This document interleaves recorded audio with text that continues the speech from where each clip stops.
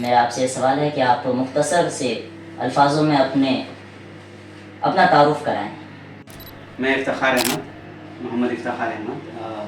मैं अभी एक एज ए टीचर वर्किंग कर रहा हूँ गवर्नमेंट स्कूल में, टेढ़ा गाछमी स्कूल है हमारा, माशा मिल्लत नगर बहादुरगंज। पैदाइशी जो जगह है वो नसीमगंज घोरादे कास्टोला गाँव जी।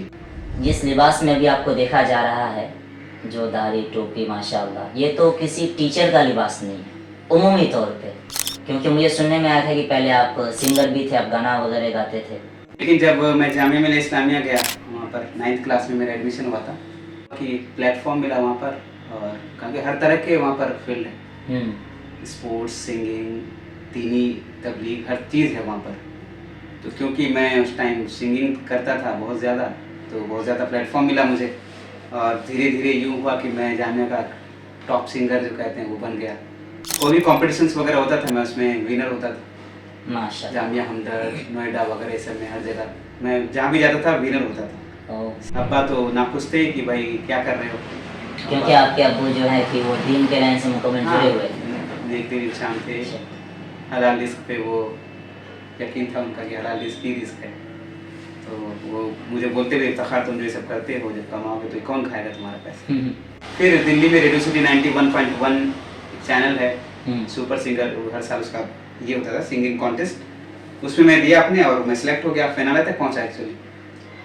अल्लाह जी, फिनाले तक पहुंचा। और जो वहाँ पर पहुंचे हुए थे सब म्यूजिक में कुछ ना कुछ किए हुए थे, बहुत सारे सीखे हुए थे, और मैं बिना सीखे वहाँ फाइनल में पहुंच चुका था। तो ये सब अल्लाह की तरफ से थी, वो आवाज़ गॉड गिफ्टेड आवाज़ थी, वो अभी भी है अल्हम्दुलिल्लाह, सही नहिज पे आ चुका है जी अल्हम्दुलिल्लाह। मैं वही उसी हालत में था, मस्जिद में तफसीर सुना, फिर फ़ोन आया। उस बार एक लड़का फ़ोन किया था, उस बार एक लड़की फ़ोन की, वही सारे वहाँ पास।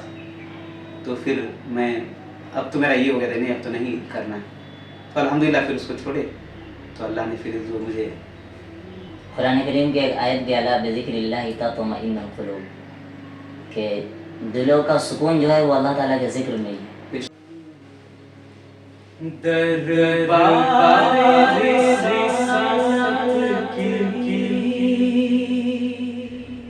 कैसी वो घड़ी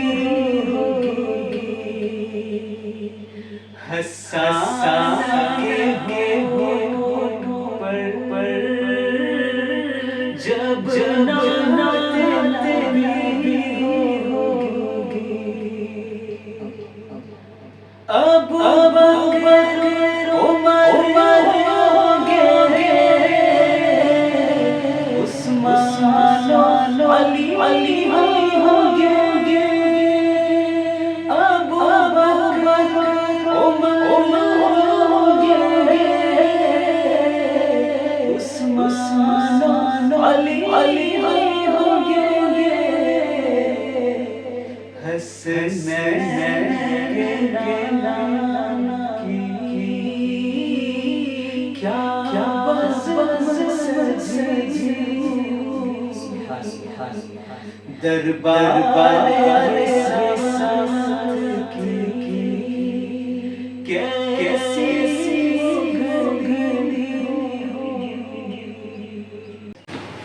अस्सलामु अलैकुम रहमतुल्लाहि व बरकातुहू। उम्मीद है कि आप सामईन खैरियत से होंगे। आज हमारी जिनसे बातचीत होने जा रही है, आप अक्सर लोग इनके नाम से वाकिफ़ होंगे, क्योंकि अभी बहुत जगह ये नात भी पढ़ते हैं। तो हम इनसे चंद बातों पे इनकी अपनी राय लेंगे और चंद खुसूसी मौज़ूआत पे इनसे हम बात करेंगे। आप सामईन पूरी वीडियो को गौर से समाअत फरमाएँ। तो इफ्तिखार भाई, सबसे पहला मेरा आपसे सवाल है कि आप मुख्तसर से अल्फाजों में अपना तारुफ कराएं। अस्सलामु अलैकुम रहमतुल्लाहि व बरकातुहू। व्यूअर्स के लिए, तमाम शामीन को अस्सलाम रहमतुल्लाह, और शुक्रिया कि आपने हमें अपने इस प्लेटफॉर्म पे बुलाया। मैं इफ्तिखार अहमद, मोहम्मद इफ्तिखार अहमद। मैं अभी एक एज ए टीचर वर्किंग कर रहा हूँ गवर्नमेंट स्कूल में, टेढ़ा गाछमी स्कूल में, माशाअल्लाह। मैथ साइंस टीचर हूँ मैं, और बहादुरगंज का रहने वाला हूँ, मिल्लत नगर बहादुरगंज। पैदाइशी जो जगह है वो नसीमगंज घोरादे कास्टोला गाँव जी। मेरे अब्बा मरहूम मास्टर अब्दुल जलील साहब। तो ये आपका मतलब आपकी इब्तदाई तारुफ थी। चलिए खैर, सबसे पहले मुझे आपसे ये जानना था, और आवाम भी जानने के लिए ये बहुत ही ज़्यादा वो है कि जिस लिबास में भी आपको देखा जा रहा है, जो दाढ़ी टोपी माशाल्लाह, ये तो किसी टीचर का लिबास नहीं है। उमूमी तौर पे इस इस्लामी लिबास में आप हैं माशाल्लाह, चेहरे पे नबी सल्लल्लाहु अलैहि वसल्लम की सुन्नत है, सर पे टोपी है। क्या शुरू से ऐसा था या कुछ बीच में किसी तरह की कोई चीज़ें आई? क्योंकि मुझे सुनने में आया था कि पहले आप सिंगर भी थे, आप गाना वगैरह गाते थे। जी। तो आप उसके बारे में कुछ बताएं। हाँ, ऐसा है कि बचपन से ही गाने का शौक था मुझे, गाता था नात वगैरह तो बचपन में पढ़ता ही था। लेकिन जब मैं जामिया मिलिया इस्लामिया गया, वहाँ पर 9th क्लास में मेरा एडमिशन हुआ था 2006 या 5 में, याद नहीं आता। अच्छा। तो वहाँ जाने के बाद ऐसा हुआ कि प्लेटफॉर्म मिला वहाँ पर, और क्योंकि हर तरह के वहाँ पर फील्ड है, स्पोर्ट्स, सिंगिंग, दीनी तबलीग, हर चीज़ है वहाँ पर। तो क्योंकि मैं उस टाइम सिंगिंग करता था बहुत ज़्यादा, तो बहुत ज़्यादा प्लेटफॉर्म मिला मुझे, और धीरे धीरे यूँ हुआ कि मैं जामिया का टॉप सिंगर जो कहते हैं वो बन गया, और हर फैकल्टी, हर डिपार्टमेंट से मुझे दावत आने लगी परफॉर्मेंस के लिए। मैं करता था, और कोई भी कॉम्पिटिशन्स वगैरह होता था मैं उसमें विनर होता था। माशाल्लाह। जामिया हमदर्द, नोएडा वगैरह सब में, हर जगह मैं जहाँ भी जाता था विनर होता था सिंगिंग में, सॉन्ग्स में। फिर धीरे धीरे ऐसा हुआ कि अब्बा तो नाखुश थे कि भाई क्या कर रहे हो, क्योंकि आपके अब्बू जो है कि वो दीन के लाइन से मुकम्मल जुड़े हुए थे। देखते इंसान थे, हलाल रिस्क पे वो यकीन था उनका कि हलाल रिस्क ही रिस्क है। तो वो मुझे बोलते हुए, इफ्तिखार तुम जो ये सब करते हो, जब कमाओगे तो कौन खाएगा तुम्हारा पैसा। हालांकि उस टाइम मुझे ये बातें असर नहीं करती थी। मैं एक जवानी का उरूज था। हाँ, कि भाई करना है तो करना है, प्लेबैक सिंगर बनना है, और वो भी मिल रहा था, प्लेटफॉर्म भी मिल रहा था हर जगह। फिर ऐसा हुआ कि हैदराबाद गया, हैदराबाद में स्टूडियो वाला, उन्होंने मेरा वीडियोस देखा यूट्यूब पर, उन्होंने मुझे बुलाया, और मैं रिकॉर्डिंग्स हुए बहुत सारे, और तो लोगों ने काफ़ी पसंद भी किया एक्चुअली। फिर दिल्ली में रेडियो सिटी 91.1 चैनल है, सुपर सिंगर, हर साल उसका ये होता था सिंगिंग कॉन्टेस्ट, उसमें मैं दिया अपने, और मैं सिलेक्ट हो गया, फिनाले तक पहुंचा एक्चुअली। अल्लाह जी, फिनाले तक पहुंचा। और जो वहाँ पर पहुंचे हुए थे सब म्यूजिक में कुछ ना कुछ किए हुए थे, बहुत सारे सीखे हुए थे, और मैं बिना सीखे वहाँ फाइनल में पहुँच चुका था। और जब सुनते थे कोई तो वही आ रहे थे, बोले इफ्तिखार कौन है, मुझे ही सुनते थे। तो ये सब अल्लाह की तरफ से थी, वो आवाज़ गॉड गिफ्टेड आवाज़ थी, वो अभी भी है अल्हम्दुलिल्लाह, लेकिन अब डायरेक्शन चेंज हो चुका है, सही नहीं पे आ चुका है। जी अल्हम्दुलिल्लाह। अल्लाह तो सलाहियत देते हैं, वो एक टेस्टिंग भी एक्चुअली मेरे ख्याल से, कोई भी अगर हुनर टैलेंट अल्लाह देते हैं तो वो एक टेस्टिंग के लिए ही कि मैं इसको कहाँ पे यूज़ करूँ। तो वही था कि अब धीरे धीरे मैं वहाँ पर सिंगिंग की दुनिया में जा चुका था। आप बिल्कुल उधर जा चुके थे, और आपका इधर आने का कोई वो नहीं था, आपकी कोई नहीं। मंशा नहीं थी कि आपको। नहीं, मुझे तो बॉलीवुड ही दिख रहा था कि मैं सिंगर, प्लेबैक सिंगर, फ्यूचर आपको उधर ही दिख रहा था। कुछ नहीं, मैं इंजीनियरिंग कर रहा था, ऐसे ही कर रहा था बस, जिसकी वजह से नुकसान भी हुआ, ईयर बैग लग गया, पेपर बैग्स आ गए बहुत सारे, सब मतलब जहन पूरा वो हो चुका था, पढ़ाई से खत्म हो चुका था। फिर आप का जो ये लिबास अभी देखा जा रहा है, फिर इधर आप किस तरह से आए? तो यही था, जब गाना वगैरह गाता था तो भाई दिल तो था ही, अल्लाह ने दिल तो बनाया था, कुछ तो चिंगारी थी। तो लोग मुझे कहते थे कि आप जाइए, आपका शो वगैरह आपका इधर हो जाएगा, आप शो वगैरह कीजिए, एग्जाम सब निकल जाएगा, लोग कहते थे मुझे ऐसा। तो मैं सोचा कि यार अभी से ऐसा हो रहा है, सिफारिश हो रहा है इस लेवल पे, जब मैं सिंगर बन जाऊँगा तो कितने लोग ऐसे ही काम होंगे मेरे, जो हकदार होंगे उनको नहीं मिलेगा, और मुझे तो ऐसे ही मिल जाएगा चीज़ें। तो दिल में वो बात चुभ गई मुझे। फिर मैंने नमाज़ स्टार्ट की, और नमाज धीरे धीरे स्टार्ट किया, पाबंदी होने लगी, तो इन चीज़ों से दूरियाँ अपने आप खुद ब खुद होने लगी। ये कुरान में है भी, है ना,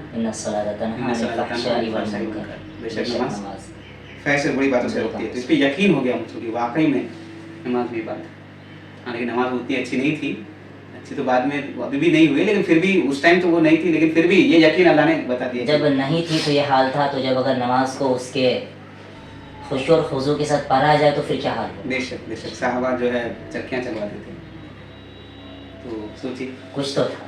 बेशक आपकी एक कारगुजारी जो है कि बहुत सारे नौजवानों के लिए एक हिदायत पे आने का एक जरिया बनेगी। बेशक छोड़ा उसमें बहुत सारी चीज़ें, जब छोड़ते वक्त शुरू में मैं कुरान की तफसीर वगैरह सुनता था, मस्जिद में बैठा था, तफसीर सुन रहा था, तो अचानक मुझे फ़ोन आया सारेगामा पास से अच्छा। वहाँ से फ़ोन आया कि जो है आपको आना है। उन्होंने कोई वीडियोस देख ली थी मेरी, ओ। वीडियोस देखा था उन्होंने, तो मुझे बुलाया कि आपको आना है, बस सिलेक्शन हो जाएगा, आप आ जाइए। तो मैं मस्जिद का माहौल में तफसीर सुन रहे हैं, ये अल्लाह ही ने बचाया मुझे कि इस ऐसे माहौल में उन्होंने कैसे हाँ कर देगा कोई। तो मैंने मना किया, मैंने टाल मटोल कर दिया कि मैंने ये छोड़ दिया है, उनकी भाई एग्जाम्स वगैरह है, मैं नहीं आ सकता। तो बात टल गई, बाहर निकला, दोस्तों से जिक्र किया, सब अफसोस कर रहे थे, मैं भी बाद में अफसोस कर रहा था क्योंकि शुरू इब्तदाई थी तो उस टाइम मस्जिद में आप मस्जिद माहौल में फरिश्तों थे के माहौल में। और बाहर आप शैतानी माहौल में आ बेशक, गए ये थे। फिर बाद में जब अल्लाह के रास्ते में तो पता चला कि मस्जिद में माहौल में जो है फरिश्ते वो करते जी होते जी। हैं। फिर कुछ दिन बाद फिर फ़ोन आया, मैं वही उसी हालत में था, मस्जिद में तफसीर सुना, फिर फ़ोन आया। उस बार एक लड़का फ़ोन किया था, उस बार एक लड़की फ़ोन की, वहीं सारे वहाँ पास। तो फिर मैं, अब तो मेरा ये हो गया था, नहीं अब तो नहीं करना है, तो अल्हम्दुलिल्लाह फिर उसको छोड़े। तो अल्लाह ने फिर जो मुझे कुरान करीम की एक आयत भी अला बिज़िक्रिल्लाहि तत्मइन्नुल क़ुलूब, कि दिलों का सुकून जो है वो अल्लाह ताला के ज़िक्र में ही है। बेशक तो ये सही बात है कि अगर बंदा अल्लाह ताला का ज़िक्र किसी भी तरह से हो, चाहे वो तस्बीहात की पाबंदी में हो, कुरान करीम को ऐसे पढ़े सुने, तफसीर सुने, दिल पे तो असर पड़ता है। बेशक बेशक तो यही चीज़ आपके मतलब हिदायत का ज़रिया बनी। फिर आप तबलीग में भी आपने वक्त लगाया है? हाँ अल्हम्दुलिल्लाह। उसके बाद तो फिक्र में लग गए भाई कि फिर बाद में बहुत सारी चीज़ें आ गई, देवबंदी बरेली हदीस सब परेशान अच्छा। थे, सब बहुत सारे मिले कि ये सही वो सही, मेरा दिमाग जो है ये हो चुका था। अच्छा, आप जहाँ पे पढ़ रहे थे वहाँ पे इस तरह का माहौल था या उस तरह दूसरे- नहीं, लेकिन क्योंकि मैं इधर आ गया तो मैं तहकीक का जज्बा मेरा बढ़ अच्छा गया। अच्छा, फिर ये क्या इतनी सही है बड़ी चीज़ छोड़ के जब आया हूँ इधर, तो तहकीक तो है ना कि भाई ऑथेंटिक चीज़ मुझे चाहिए। कि किस पे अब मुझे जाना है? हाँ, क्योंकि ये सब सारी चीज़ें चीज़ें पहले से ही है। इतना सब चीज़ हो गया तो ख्याल भी आ गया कि सब ऐसी है, नॉर्मल मुसलमान ही ठीक है, पढ़े लिखते हैं, सिंगिंग भी करते हैं, लेकिन जज्बा दिल में तहकीक का आ गया तो अल्लाह, क्योंकि भाई जो दिन के लिए जिद्दोजहद करता है अल्लाह उसको ज़रूर हिदायत देते हैं। तो ये यकीन था कि अल्लाह सही चीज़ ही दिलाएंगे इंशाल्लाह। तो हर जगह बहुत जगह गए देखे, लेकिन फिर तश्कील हुई अल्लाह के रास्ते की। एक बार मतलब निज़ामुद्दीन गए तो वहाँ जाके मुझे काफ़ी मुतासिर हुए। वहाँ कौन लगे थे आपको? मेरा एक दोस्त था क्लासमेट, दुबई का अब्दुल खालिक, हाफिज़ अब्दुल खालिक। तो वो दिन बोला चलो निज़ामुद्दीन मरकज़ यहाँ पे दीनी वो होता है, चलो यार चल देखते हैं। गया तो वहाँ का माहौल देखा, काफ़ी मुतासिर हुआ मैं। फिर जाके जब बटला हाउस में जब आए तो वहाँ पर तश्कील हो रही थी, मस्जिद में जमात की तश्कील हो रही थी। तो मैं जो है गया, मैं चलो 3 दिन चलते हैं। गया जब मैं मस्जिद में, जब गश्त में गए, गश्त में जब मैंने देखा कि टूटा फूटा कीचड़ रास्ता, जाके घर में जाना, किसी को बुलाना, तो वो दिल में वो बात मुझे हक की आवाज़ अंदर से आई कि दिस इज़ द वर्क, ये काम है, ये काम गलत नहीं हो सकता। हाँ ये हो ही नहीं सकता गलत कि किसी लोग को जो गाफिल सोया हुआ घर में है, नमाज में नहीं आ पा रहा है, उसको बुला के मस्जिद में नमाज पढ़ा देना, वो भी बेगर्ज होकर दावत बेगर्ज देना। होके, बिना किसी दुनियावी गर्ज के साथ। जब देखा तो सारी चीज़ सुना, खाने के साथ सुन्नत के साथ कैसे खाया था, हर चीज़ सुन्नतों पे ही हो रहा था। तो मुझे ये हुआ कि नहीं भाई ये तो गलत नहीं हो सकता। तो वो बात मेरे दिल में अल्लाह ने गैर महसूस तरीके से अंदर गई और अल्हम्दुलिल्लाह उसके बाद तो फिर वक्त लगाए और मुझे पता चला। बाकी सारे मुसलमान भाई अपने, ईमान जिसने कलमा पढ़ लिया सब अपने, इसलिए इंसान की भलाई के लिए ही हमें भेजा गया, चाहे वो गैर हो, चाहे वो कोई हिंदू भी। मुस्लिम हो, सब इंसान अल्लाह का बंदा है, हमें उस सब के लिए अच्छा सोचना है, actually। कैसे उस सबका भला हो। हमें इंसानियत की भलाई के लिए पैदा ही किया गया। बेशक। अच्छा, तो जब आप दीन के दावत में जुड़े तो कोई परेशानी, कोई आजमाइशें जो आपको, ऐसे तो आजमाइशें आती ही है सबके साथ है, कोई ख़ास तरह की आजमाइशें जब आपको बहुत ज़्यादा वो लग गया हो कि नहीं ऐसा कुछ कि आजमाइश क्या, एक्चुअली जब हम कॉलेज में थे, जब गाना गाते थे तो टीचर सब फैन था, अच्छा सब मुझे ऐसी मार्क्स देते थे। लेकिन वही चीज़ जब मैं इधर दिन की तरफ आ गया तो वही टीचर मुझे अब वो भी करने लगे, लोग अरे कहाँ चले गए तुम, क्या है सब दाढ़ी छोड़ दिए वो, अल्लाह, ये सब चीज़ मुझे बोलने लगे। अब डिमोटिवेट थोड़ा कर रहे हाँ थे। मतलब वही लोग जो मुझे ये कर रहे थे वही लोग अब मुझे खींच रहे थे। अब पहले तो मार्क्स ऐसे ही देते थे, लेकिन अब मुझे लगा क्या मार्क्स ये तो ऊपर देगा नहीं। तो अल्लाह ने मुझे ऐसा, हालांकि ज़्यादा मेहनत भी नहीं की उस बार, जिस बार मैंने म्यूजिक को छोड़ा इस बार ऐसा सबसे ज़्यादा मार्क्स आए मेरे, मतलब माशाअल्लाह। उस वक्त जब जितना मैंने पढ़ा था फिर सबसे ज़्यादा मार्क्स और जितने पेपर बैक थे सब क्लियर हो गए। वो अल्लाह की एक वो थी, अल्लाह ताला की तरफ से खास इनाम था। अल्लाह का एहसान। बाकी वो तो आते रहते हैं, वो तो हिस्सा है। बस जमे रहना है। बेशक। अच्छा, तो आप चूँकि अभी टीचर भी हैं तो आप बच्चों को और गार्जियंस को क्या पैगाम देना चाहेंगे? अभी सबसे ज़्यादा जो ज़रूरी चीज़ है उम्मत के लिए ये है कि भाई दिन अल्लाह से ताल्लुक़ बहुत ज़रूरी है। बेशक। अभी हम हर चीज़ कर रहे हैं लेकिन सिर्फ अल्लाह से ताल्लुक छोड़ के कर रहे हैं, जिसकी वजह से हम इज्जत नहीं मिल पा रही, जलील हो रहे हैं हर जगह।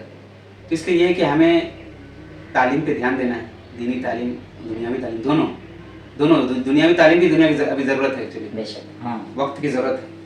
अगर हम ये भी नहीं लेंगे तो अल्लाह है, हमारे उस पर नियतों के हिसाब से वो करेंगे, लेकिन जहाँ पे जो परेशानियाँ होंगी असबाब तो है ही ना। हाँ, तो इसलिए हम सबको जो है हमारे एजुकेशन में बहुत पीछे हम लोग हैं।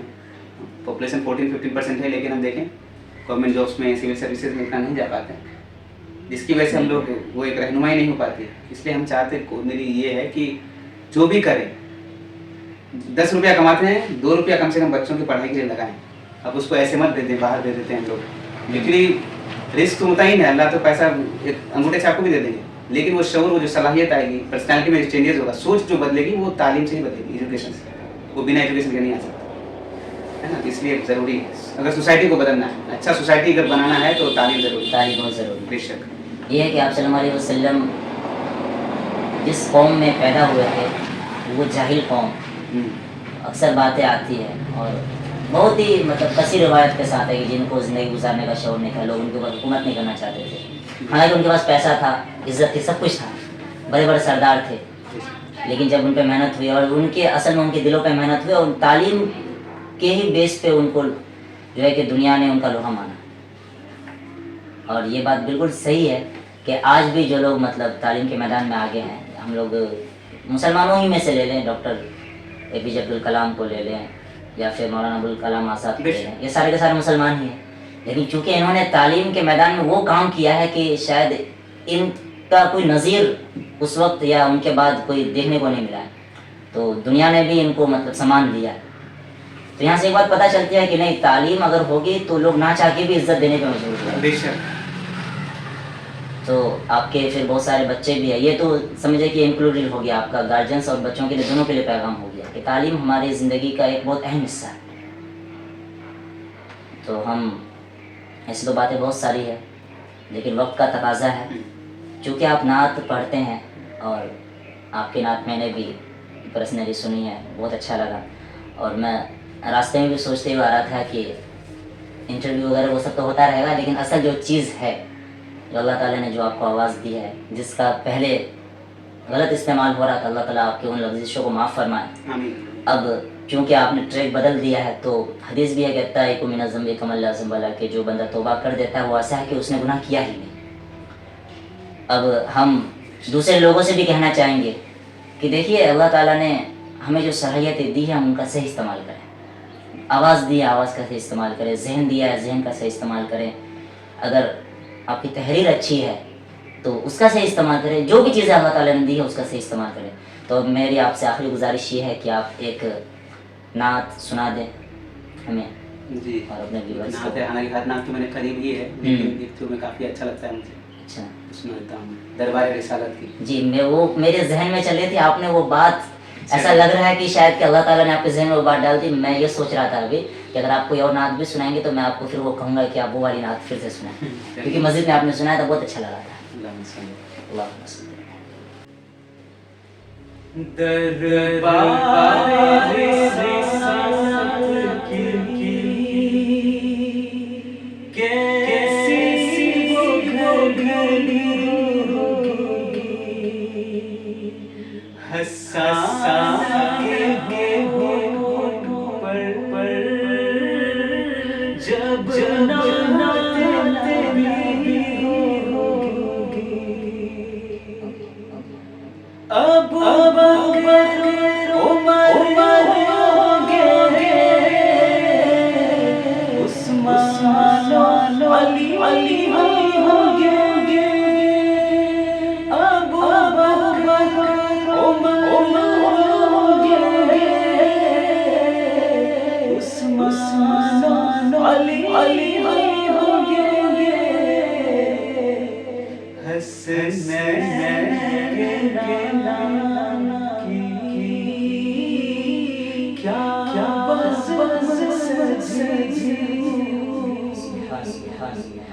दरबार रिसालत की कैसी घड़ी होगी।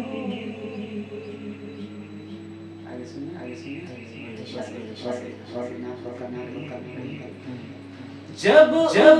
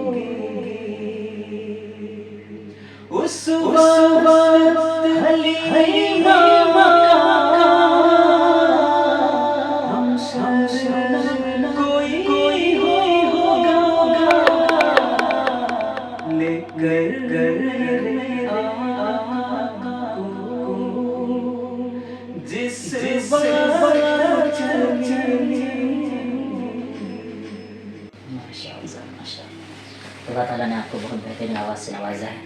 अल्लाह ताला आपके काविशों को कबूल फरमाए। एक्चुअली इसी नाच पे मैं एक बात बोलना चाह रहा हूँ जी फरमाए। किशनगंज में कॉम्पिटिशन्स करने जा रहा हूँ। माशाल्लाह। जी जी जी। एक नाच कॉम्पिटिशन्स कराऊंगा मैं, जिस तरह नाच पे ऐसे ऑडिशंस वगैरह होगा, जगह जगह हम लोग ऑडिशंस करेंगे। और क्योंकि इससे एक्चुअली मकसद ये है कि जो बच्चे, बहुत सारे हमारे कॉम में बच्चे ऐसे भी हैं जो जिनके अंदर आवाज़ अच्छी, सही प्लेटफॉर्म नहीं मिलने की वजह से वो अपनी आवाज़ को गलत जगह इस्तेमाल हो सकता है उनका।